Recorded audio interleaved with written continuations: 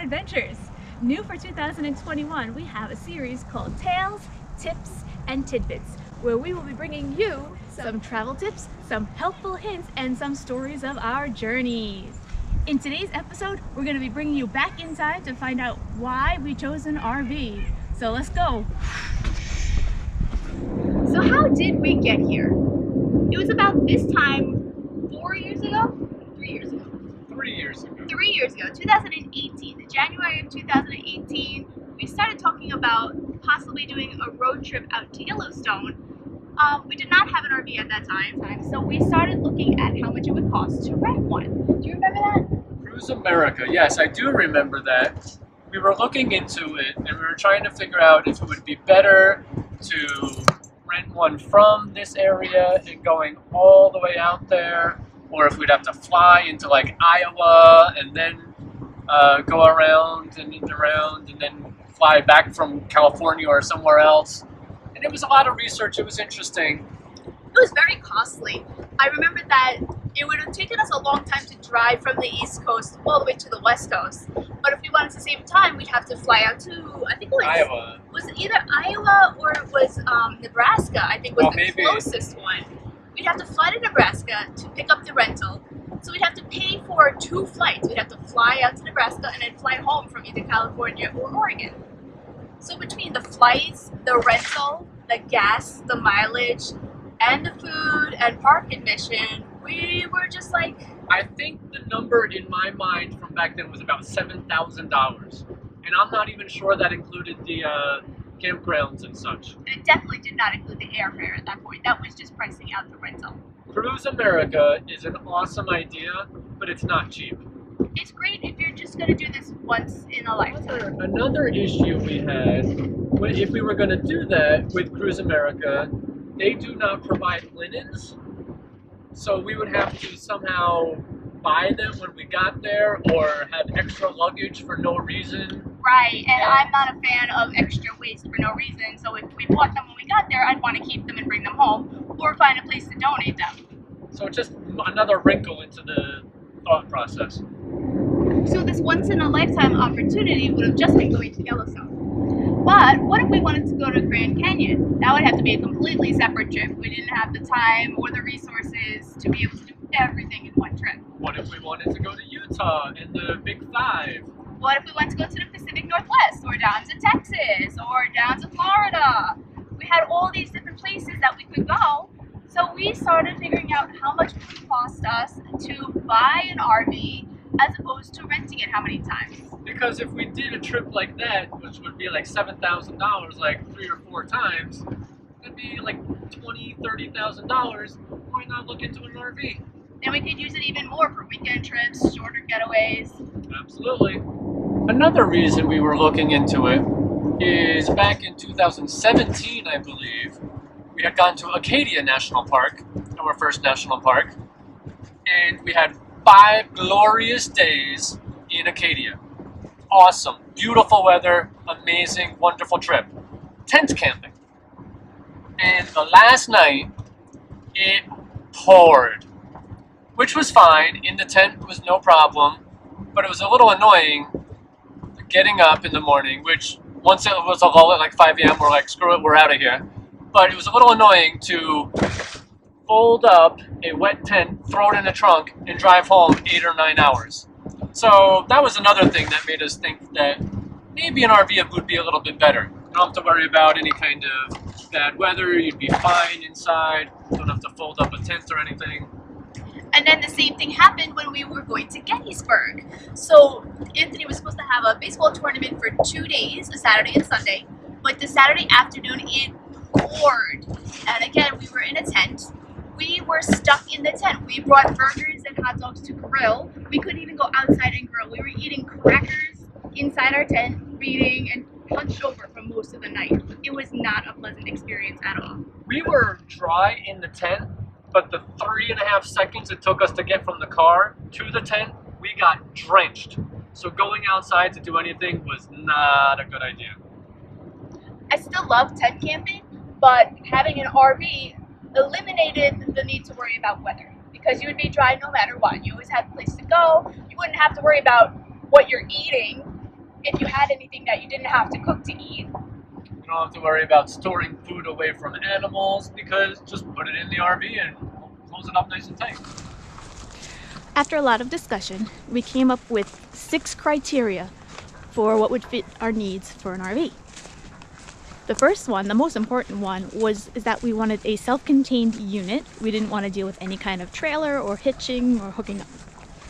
We also, number 2, we wanted it to have access from the cab to the back so that we could go back and forth without having to get outside, you know, just in case there was any kind of time when we were just a little uncertain about a location. We didn't have to go outside to go anywhere, to go away. We could just jump right into the seats, drive away.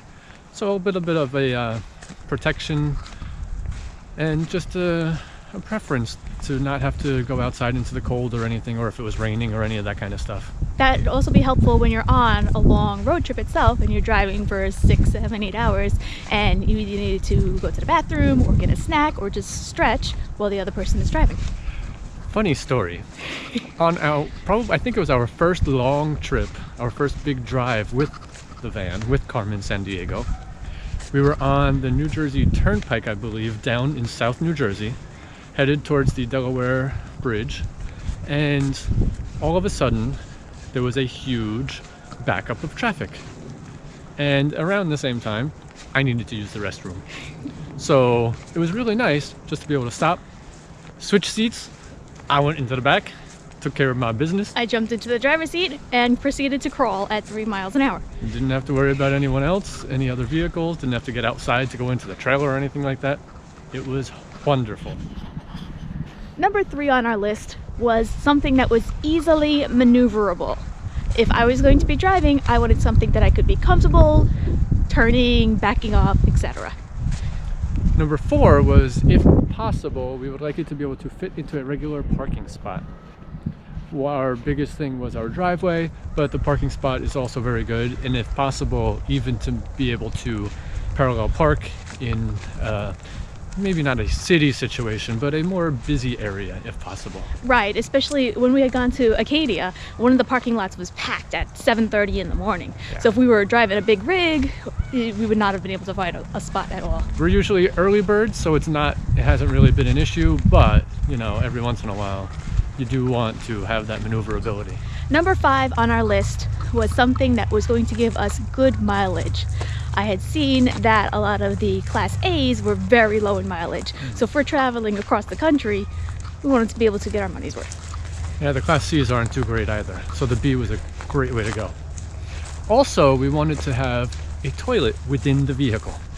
We did not like the idea of a cassette toilet at that point. It was crazy enough getting used to a black tank and all of that, but getting used to a cassette toilet seemed even more just one more thing different on the list to learn. So we got used to the black tank, the gray tank, and all of that stuff, and the dumping, which is always exciting, but probably better than the cassette.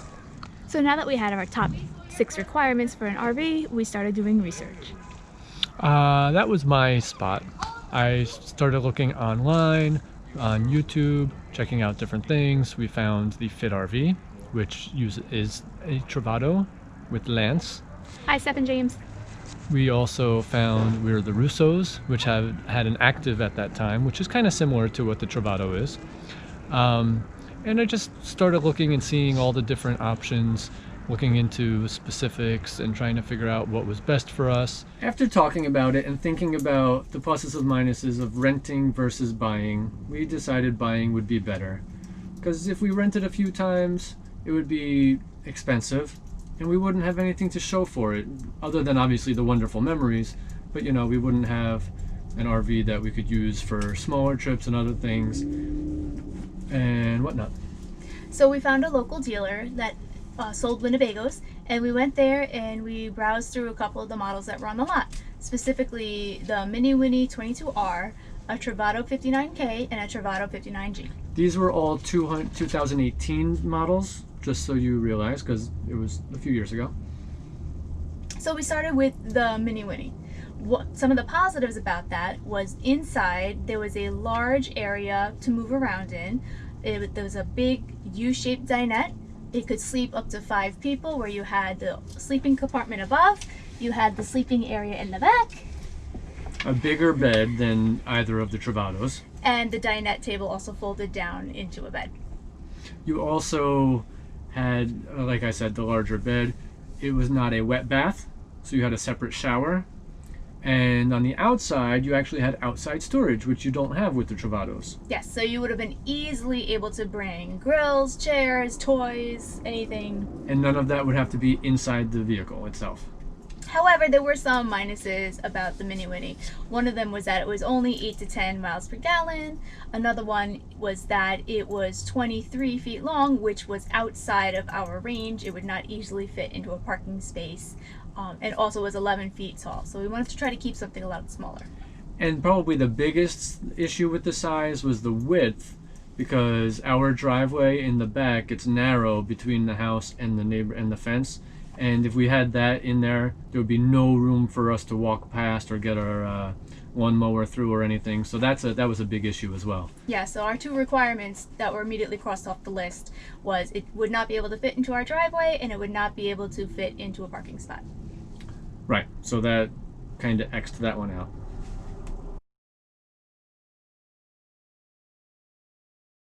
So then we looked at the 2 different Travatos. The 59K and the 59G. One of the first things we noticed with the 59K was the back shower. Right as you open those back doors, you have the shower right there, which just seemed odd to us. Odd that you're using the restroom and whatnot right with that window, right with that door. You could wave to the cars behind you if you were using it on the road. Right, and it just seemed very odd.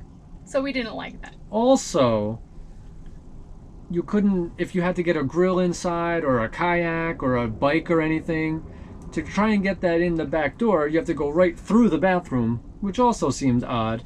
But in the G, you have that little garage area under the bed. You can have the bed up. You can easily put stuff right in from the side there. You could put in a kayak, a grill, chairs, whatever you need, without having to worry about hitting a toilet. And also with the 59K, there were 2 twin beds. It did not come with a dinette, so there was no real separation of space. You were either in the front in the cab, or you were at the beds. It does have a lot more windows, a lot more open, so you could see a lot of more of the outside, which is a great plus. However, it didn't really fit our particular needs or lifestyle. Right, we really like this right here. We could have 5 people around this table, and you don't have that option in a K. Also, in here, you can extend this table, so we could easily have 5 people with drinks, food. Deck of cards, playing some games. Right. Yep, absolutely. So the 2 of the biggest issues, the Travato got twice the mileage, 8 to 10 for the Mini Winnie, like 16 to 18 or so for the Travato, miles per gallon that is. So much better. So the difference in price, which was about 10,000 I believe they said at that time, would kind of equal out if we used it enough, which we've been trying to use it enough. So we figured the cost of gas would help equal out the larger expenditure at the beginning. So the final result was Travato for the win. 59G. So we put down a deposit. We set it up.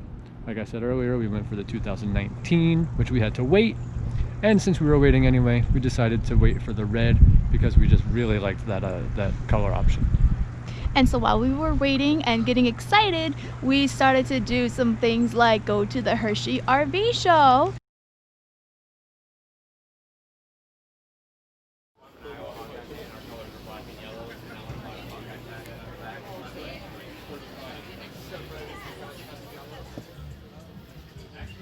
Oh look, he's already moved in. Hi. And we went to a Travato Owners and Wannabe Facebook group meetup. Yep, at a Harvest Host location, one of the, I don't know if it's brewery, vineyard, winery, one of those. In the Hershey area. It was very nice. And we started to make some RV friends. who we still keep in contact today. Yep, we met.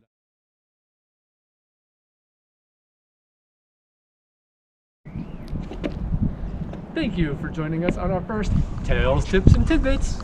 Hope you enjoyed. Please leave a comment letting us know what you think about it. Please give us a comment if you have any ideas for another Tales, Tips, and Tidbits episode. Give us a thumbs up, subscribe, and hit that notification bell. See you on the next adventure.